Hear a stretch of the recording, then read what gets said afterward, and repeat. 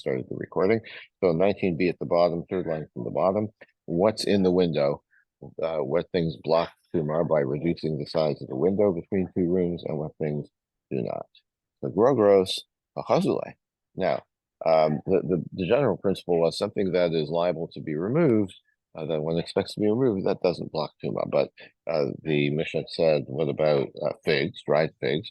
Somebody might come along and eat them. So you can expect them to be gone. So why do they count as something that reduces the size of the window? Well, bishahitrifu, they've gone bad. They're wormy. So those nobody has use for, and nobody will remove. Chentani Rabba Baravua, bishahitrifu. Rabba Baravua had the same answer. Now, there was a barrel, a chavis. The Mishnah said that does not block tumah. That, in other words, the window remains. We consider the full size of the window, and we don't reduce it by the barrel. What kind of barrel? If the opening of the barrel is facing outwards, in other words, away from the tumah, right? So then what you have facing the inside, facing the room with the tumah, is the bottom of a barrel without the opening. So he gufatechutz. So then the barrel itself should obstruct tumah. Gemara appears to be assuming that the barrel is filling up the whole window.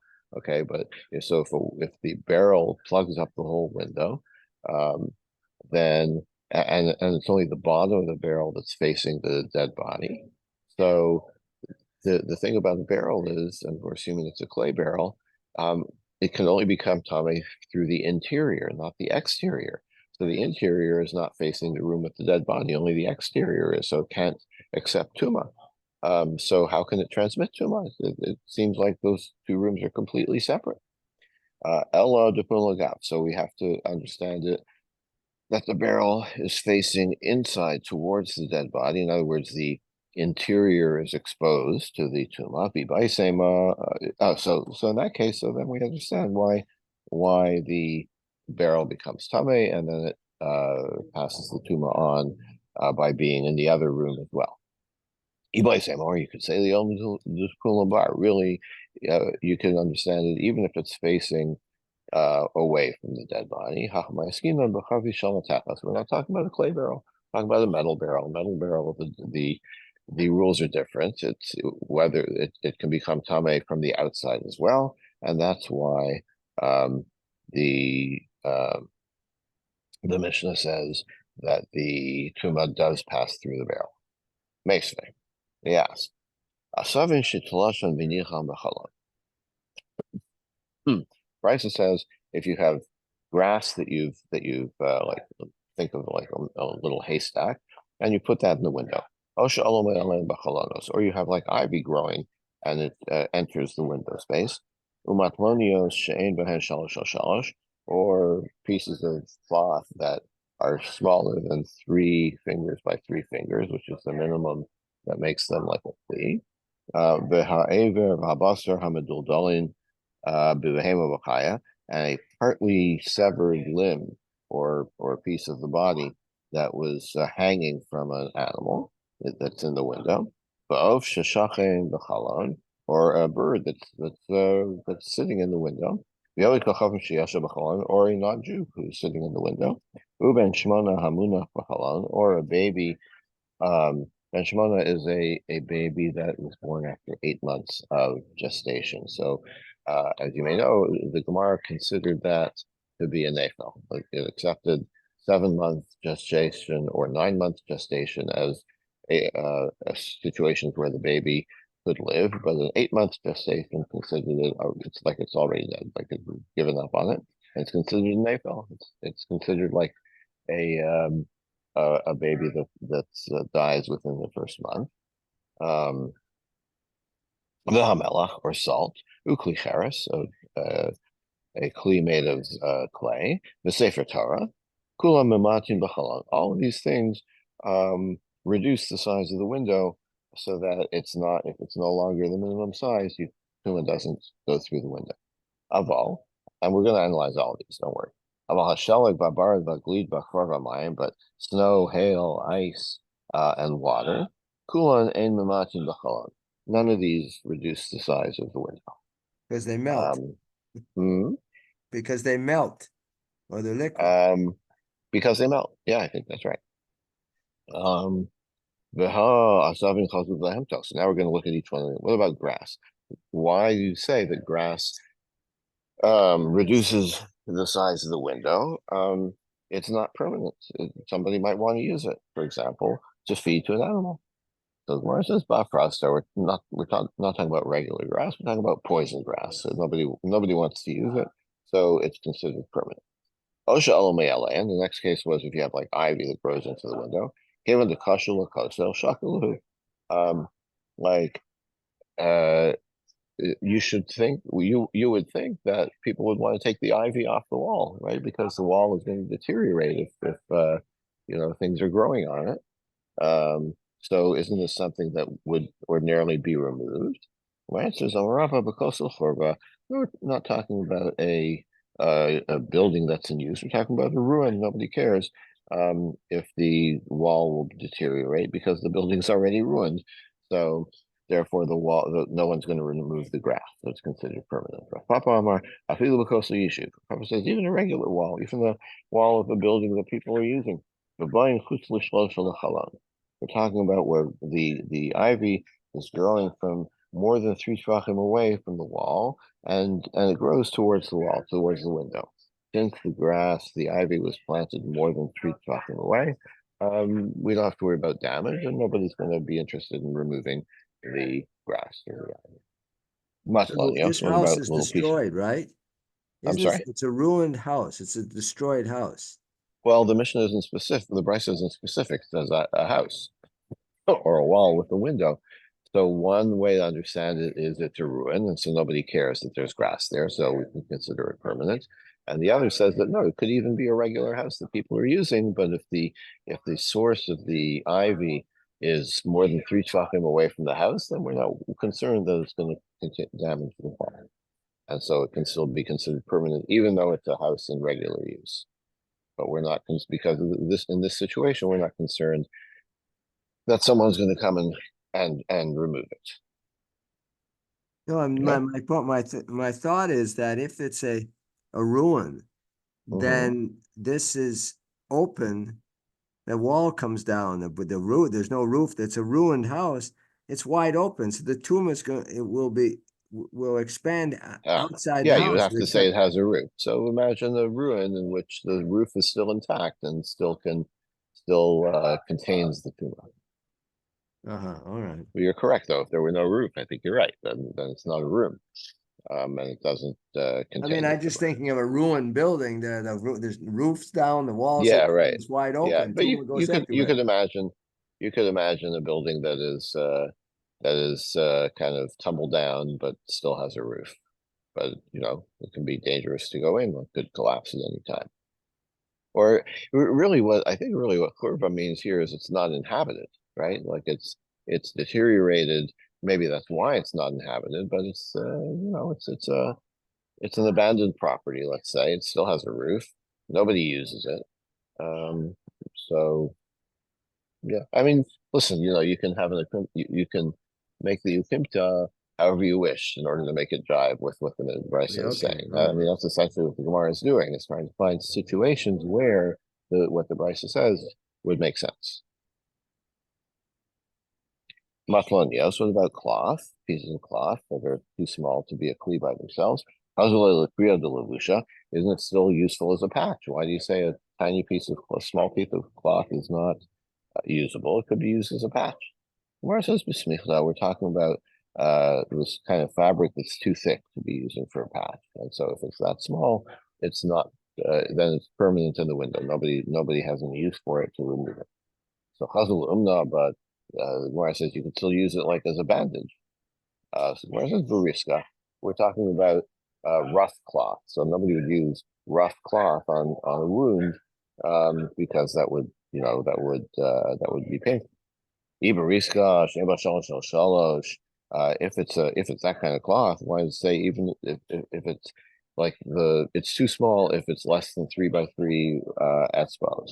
Jalen Arbo, I removed my light. That's not the measure for cloth that's like sackcloth. No, that measures 4 by 4. Our answer is briska. It's not exactly sackcloth. It's like the kind of fabric that is tame. Sorry, that is a kli if it's 3 by 3, but it's still not something that you would use for a wound, like sackcloth. And therefore nobody wants it. Now, the next case in the Brisa,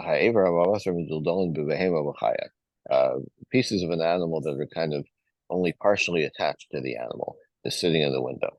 So arkavazla, so like the animal is still attached to the animal might leave, it might run away, and then the thing won't be in the window anymore. Why do you consider it permanent? Where's this bikshura? No, the animal is tied up there. So shachitla, somebody could come along and take it away to slaughter it, to eat. Versus bitmea, we're not, maybe the Bryce is talking about an animal that's not kosher, so you're not worried that somebody's going to use it for food. So well, just because you can't use it for food, maybe you'll sell it to a non-Jew who can use it for food, and maybe that's why you'll take it away. With Klusha, we're talking about an animal that's so weak. I mean, you can imagine this. This animal is sitting there with its leg half torn off. Maybe it's just too skinny or too unhealthy, perhaps, to be used for food by anybody, even by someone who's not concerned about its kosher status. And that's why we're expecting it's going to stay there. And I says, well, pasik shadilei klavim. All right, so humans won't eat it. You could still use this animal if you kill it and use the meat to give to feed to your dogs. So it's not permanent. You might want it. Right? So it's kevadi katsar b'lechaim lo avid. So remember we're talking about like the only part of the animal that's blocking the window is this partly severed limb. So in order to remove the limb, you might cut it off.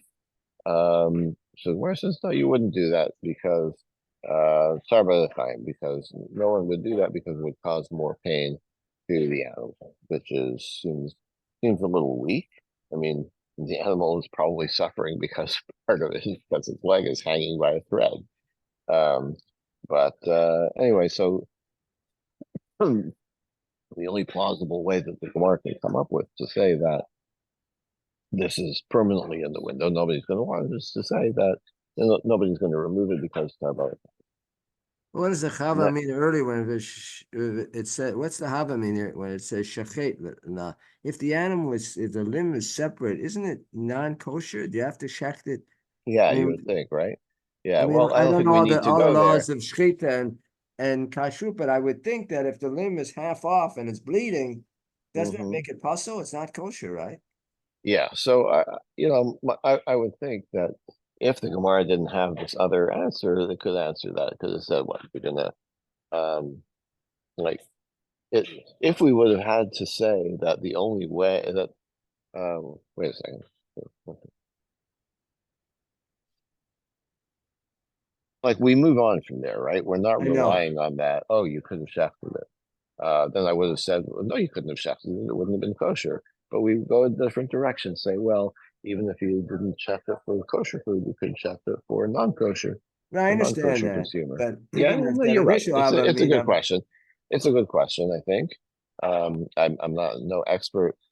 Perhaps it's possible that um, the animal is viable even without this limb.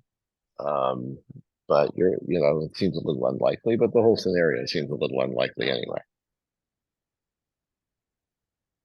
Um, so, my point is like really, as so often the case, the Gemara is just trying to establish the parameters of what the Brisa is saying, in order to like define everything. So maybe we don't maybe this isn't a real viable case. Like, really, I can hardly imagine the situation in which the partly severed limb of an animal is blocking a window. It's kind of theoretical. So, maybe that's why we shouldn't take the part about Shita to be determined. But it is a good question. Um, what about the bird? Well, part of the other bird can fly away. So why do you think the bird is there permanently? Because the bird's tied up. Chocolate, we have the same question. You could shaft it. But Tommy, it's not a coastal bird, so you want to shaft it. There's obviously enough, or you could shaft it for a non-Jew. The Colonisa. We're talking about a very small bird, very kind of bony, not a lot of meat on it. Nobody's interested in slaughtering this kind of bird for food. So you either let Yanuka, but you could give it to your child as a pet, right? So maybe you would take it out of the window. But it's all right. We're talking about a violent bird. It's going to scratch. You're not going to give this to your kid who's going to get attacked by the bird. Um, so the Gemara says, wait. So on one hand, you say it's too skinny, but Clonesia lobosarta. But these skinny birds, they're docile. They don't scratch. Where's this in Clonisa? Okay, so it's not a Clonisa. It's not a this particular type of bird which is known not to have much meat on it. It's another kind of bird which can be aggressive and also is too skinny for consumption. So that's why the bird is permanent.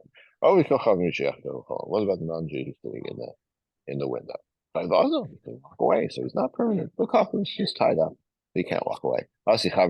Somebody might come and free him. The Mitzora, we're talking about a Mitzora. Mitzora, someone who has Mitzoras is considered, when people consider them infectious, and nobody's going to come close to him. So nobody's going to free him from his shackles, and he's going to stay in the window.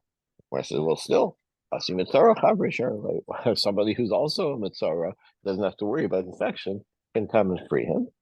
So Ella, the Chavushe Malchus. No, you know why he's tied up in the window? Because he's imprisoned there by the government. If he's imprisoned by the government, then freeing him, contrary to the decree of the government, is dangerous, and nobody would take that danger upon themselves. And therefore, we consider this person tied up in the window to be there permanently and blocked. Okay. Who's going to tie him up? If they're afraid to touch the leopard to release him, wouldn't they be afraid to touch him to tie him up? No, we've moved on. We're like, no, it's not a Mitzora because a Mitzora could be freed by another Mitzora. So you know why the person is permanent? Not because he's a I Mitzora, but understand, but who because tied he's him a up in the prisoner. first place? They're The afraid to government. touch him, right? No. We're not talking about. We've moved on from the Mitzora. We're saying, yeah, you're right. If if the person is a Mitzora, then that doesn't help us because he I could be know. freed by another Mitzora. So that's not going to solve our problem. So now we try again. We say, you know why this person is tied up in the window? Not because he's a Mitzora, because he's a prisoner. No, He's fine, but even before the Havamina, if there's people are afraid to touch him to release him, yeah, wouldn't they have been yeah. afraid to touch him to put him there to tie him up? Oh, maybe he developed psoriasis after he got tied up. Oh dear. Okay. Okay. What about this baby from an 8-month pregnancy, which we think is, he's doomed, so nobody's going to take the baby out of the window. Asya Ime Daryale, maybe the mother will come, right? The mother, is motivated by different things. She's got this connection to the baby. Maybe she's not, she's still hopeful. So b'Shabbos. So it must be that that this is occurring on Shabbos, and then um, and uh, so the baby is muksa. It's like uh, you know I don't like to make a comparison, but like an animal, right? That is muksa, and it's not going to live, so it's not considered human. Tanya, we have a brisa ben Shimona Harev Evan Vosel Talflo b'Shabbos. A baby who's born in the 8th month is like a stone, and you can't move it on Shabbos. It has no Shabbos use. What you can do is, I mean, you can't abandon it to its fate. You still have to feed it. On the other hand, it's still alive, even though we know, as it were, that it's going to die. So the mother can nurse it without picking it up, without picking up the baby. The mother can nurse. Um, so therefore it can't. So if it's so we're saying the mother ordinarily would pick up the baby, but since it's Shabbos, the mother understands that she can't pick up the baby. Again, this is you know, you could ask all kinds of questions on this, right? Like, really, is the mother going to not pick up her baby because it's Shabbos? and because of this ruling that 8 month maybe, don't even ask it. So Mela, the Brisa says that salt. How do you like it? You could use salt, right? Why would you say salt is not useful and it's going to stay there? Remember, we were talking about a bitter kind of salt which you don't use on your food, so then it has no use. But no, you could use salt as used for other things besides seasoning food. You could use it for tanning hides. Versus these kotze, it's not refined salt. It's salt in which there's sharp things in there, and so you don't want it to ruin the hide, so you wouldn't use this salt for tanning. So Kevin the kashal coastal shakla, but maybe like salt is corrosive. Maybe you would, even though it has no use for you, it's bad for the wall. So that's why you might take the salt away. Yes, for haspa. I'm not talking about when sitting directly on the wall. It's on a shard. Okay, so there's no concern that this block of salt um, is going to corrode the wall. Haspa gufa techuts. So wait, you're saying there's a shard of pottery there. So so the shard itself, like you don't even need the salt. You're telling me that the salt is sitting on a shard of pottery. The shard of pottery itself is going to minimize the opening in the wall and make it too small. Um, well, that's just the way Bashir. No, we're talking about a very, very small shard, very thin or whatever. It's not, it doesn't have the shear to be significant. Um, Kilitzan, and we have a Mishnah that tells us about this. Cheres, ben pasim l'chavero. There is a minimum size of clay, earthenware, which in this case you can't carry on Shabbos, but the same would apply here. Ben pasim l'chavero. It has to be big enough to put between um, the one, the one slat of your window blinds and the next. Okay, so there is a minimum size below which it is insignificant, and that's how we can understand the salt. The salt is sitting on this very small piece of a shard, and the shard itself is not significant and doesn't reduce the size of the window. So we're discussing whether the salt does. All right, just Now, as well, what is that? When Rashi says delete ba shiura, have a command delete. What is the sense of have a command delete? I'm not sure I understand that. Okay, so the idea is that even though the shard is, let's say that the window is the absolute minimum size, right, to transmit tuma. So any reduction in that size at all should make it too small to transmit tuma, right? So you have this tiny piece of shard in it. So in terms of the volume of the piece of the shard, it actually reduces the size of the window. But because we are because we discount the presence of the shard, because the shard itself is so small that we consider it insignificant, so we don't consider it in terms of determining the size of the window. It's like if a piece of dust, you know, uh, landed on the windowsill. Um, it's so small that we don't consider it. And so the window is whatever, I can't remember the measure, but 3 by 3. We still consider the window 3 by 3, even though there's a small piece that's missing. But the small piece that's missing is made by something that we are going to ignore because of its size.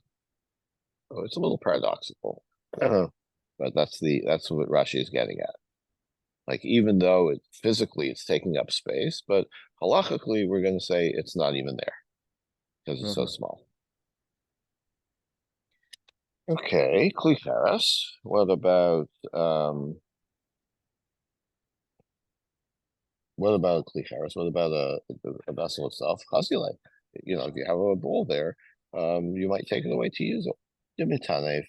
We're talking about something that's gross. Like nobody's going to put food in it because it's, I don't know, like maybe it's still wet. It hasn't been. Maybe whatever. The vessel is not useful for food, so nobody's going to use it. Okay, it's not useful for food, but you could use it for it's a bloodletter, right? You could use it for catching blood when you're letting blood. In that case, no, we're not talking about. It's got a hole in it, so it's not even good for that.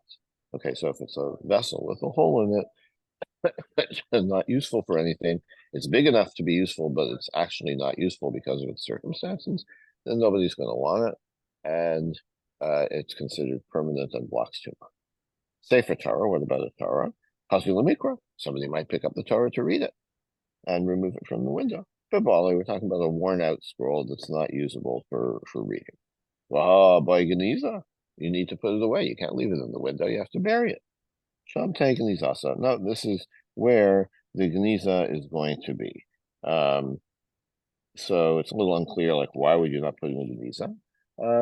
I mean, why do you put things in Geniza? So first of all, are we talking about an actual Sefer Torah? Sefer Torah has to be buried. Now the Gemara seems to be talking about other books or documents which were put in the Geniza. Or maybe it was the practice. I'm not even sure. Maybe it was the practice that you could put a Sefer Torah in the Geniza, although I don't think that's the case. But anyway, the Gemara seems to be settling on the idea that it should be, stored away in a in a place, not just left to the elements. No, this is the Geniza. Since no one's going to disturb it in the window, this counts as a Geniza. And that's why it's permanent. Rav, Rav said, "Bakol osim mechitza chutz mimelach urvav." We're digressing again.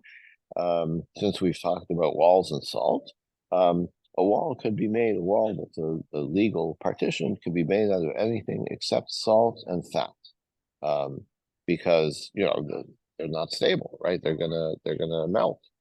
Um, but Shmuel says afilu melach, even salt. Amar fafav lo plige, but they're not even arguing. Hab melech sodomis, hab melech istrokenis. There's two different kinds of salt we're talking about. Melech sodomis, which is I don't even know how to define it. It's salt from Sodom. That is durable. Melech istrokenis from this other kind of salt, which is from istrokni. Um, is not stable, and you can't build a wall out of it. Or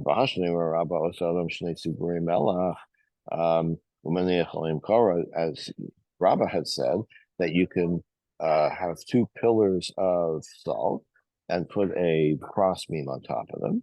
So in other words, the salt is holding up the crossbeam.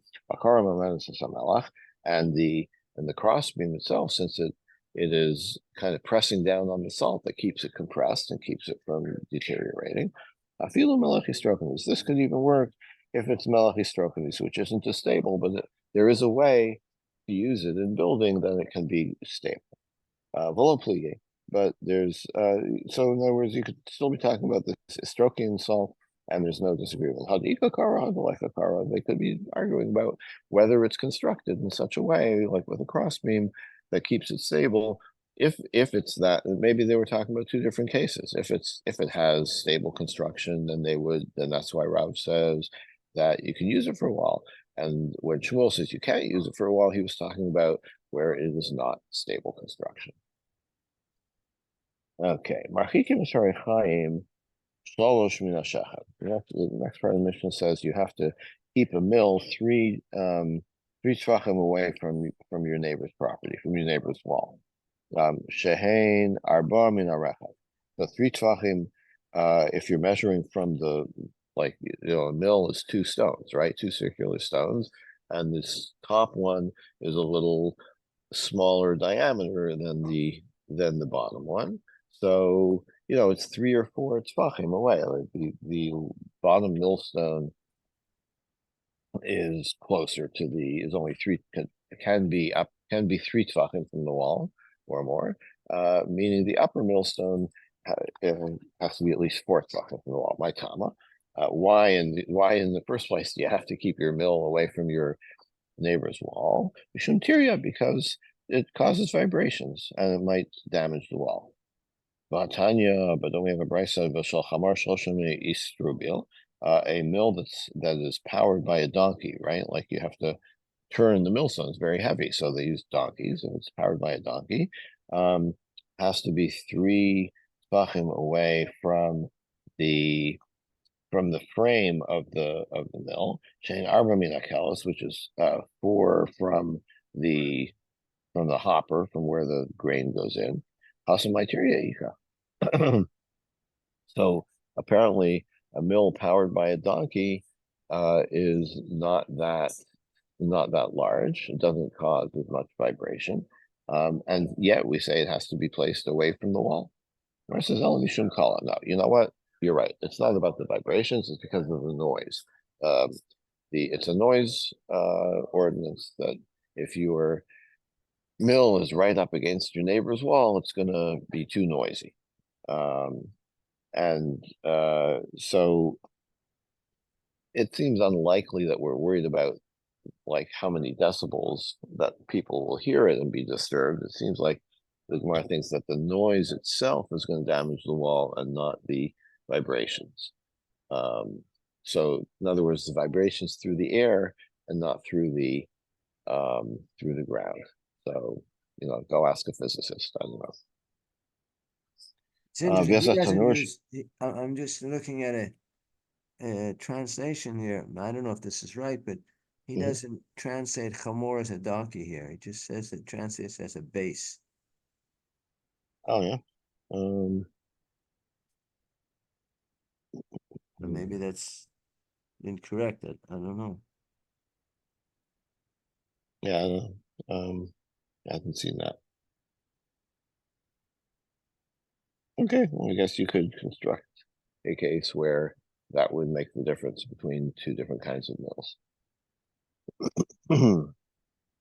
um, and the last case in the Mishnah, the oven has to be at least 3 tvachim from the base of the oven to the wall. Shein arba min hasafa, which is 4 tvachim from the edge of the of the oven itself. So imagine the oven is on a base which is a little bit wider than the oven.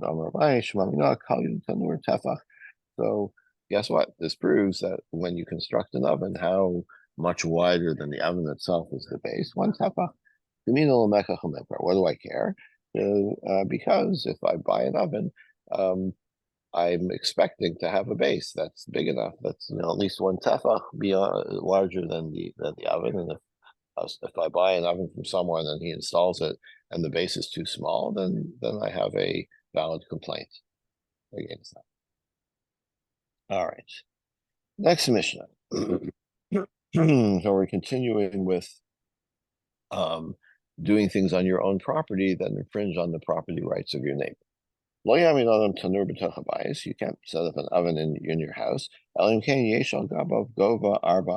has to be 4 amos of headspace, of airspace above it, because otherwise it's a fire hazard for the ceiling might catch fire.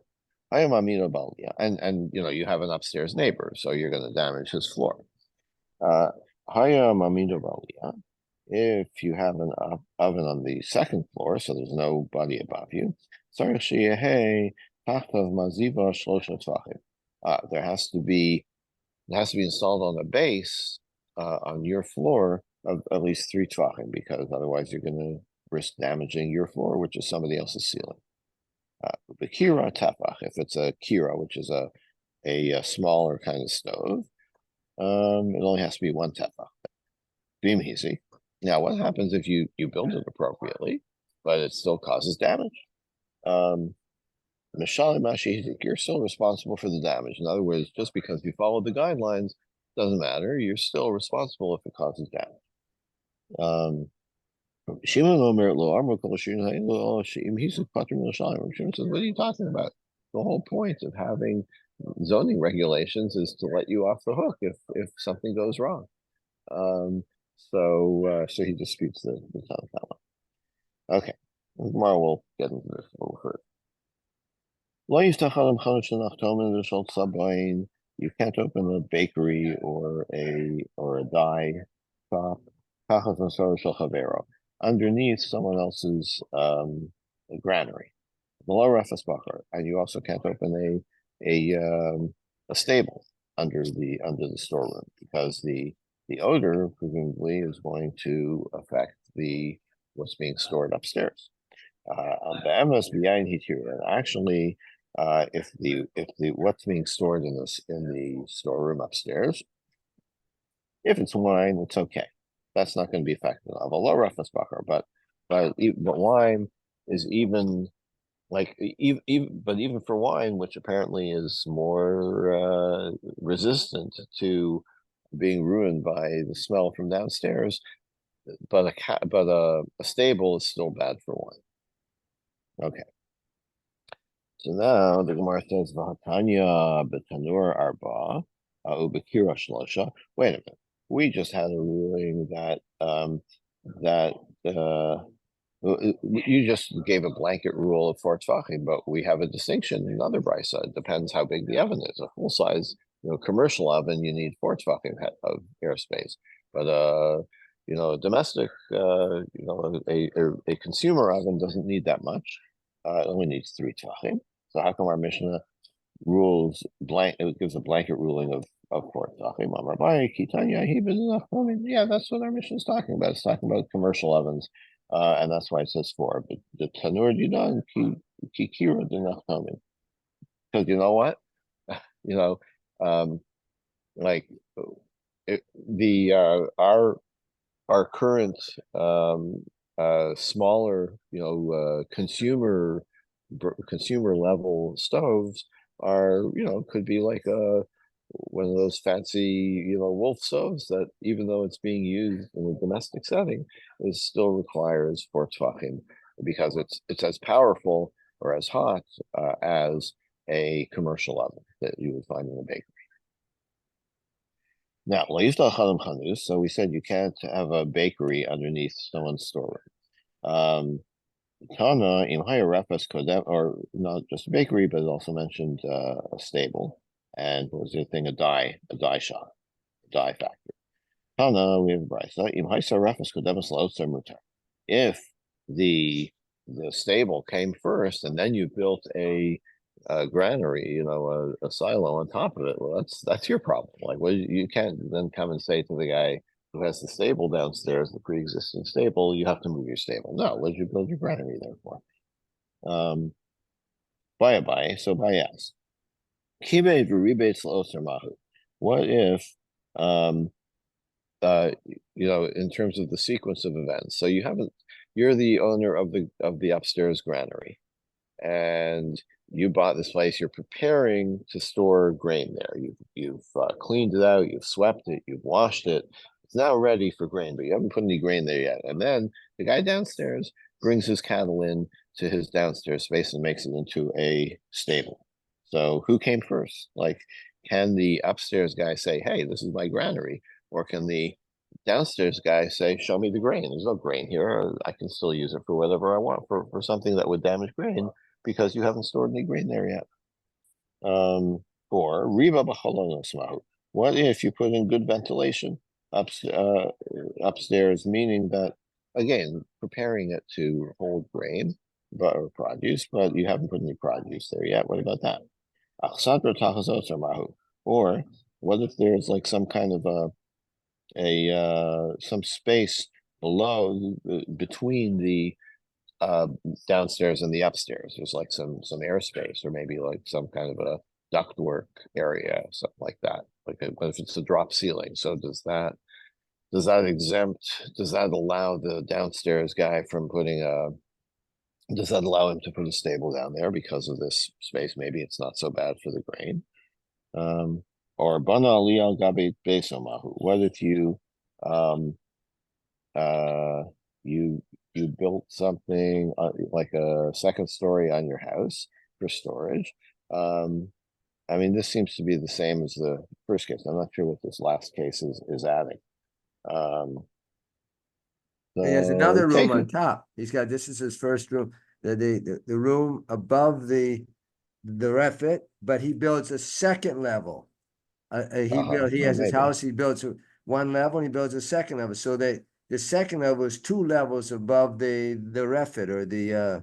Yeah, but that would be the same case as Achsadro Tachasotza, right? That there's some kind of airspace under the top floor with the thing. I don't know. Anyway, in any case, all of these answers are teku. We don't know how to resolve it. Why Rav very sure? Rav asked, "Tam Rev Rimone Mai." What if what was being stored was dates and pomegranates? Is this only is the rule about the refs only for typical things that are stored, like grain or maybe wine, oil, but it doesn't apply to these other things. Take we also don't know. And the last part of the mission says, "Be'emes hitiru, be'emes v'yayin hitiru." The wine, you can have the smelly thing downstairs. The wine is being stored upstairs. Tana v'yayin hitiru nation mashbicha. Actually, the wine is improved by having like this the bakery beneath it or the dye shop beneath it. The lower office proclamation must be but it doesn't apply to a stable. That's definitely bad even for the wine. Our Yosef, Heidi done, our wine, Afilu Kutra de Shigra Namikashale. You know what? Even like the whoops, sorry, even smoke from a candle is detrimental to the wine. So I don't know what kind of wine they're talking about in the Mishnah. Our wine, you definitely can't have you can't establish a stable underneath. Or even, I'm sorry, not stable, but even a bakery or a dye shop, you can't establish it. Amr Sheshas. The aspasta beref kerefas bakar damia. You know what? Not only is stable, even an aspasta is bad for the things being stored. So what that is exactly seems like it's some kind of plant um, that emits some kind of an odor that is detrimental to the things being stored above it. Okay, so I think let's stop here at the Mishnah and pick up with this Mishnah tomorrow. Have a good day, everybody. Have a good day.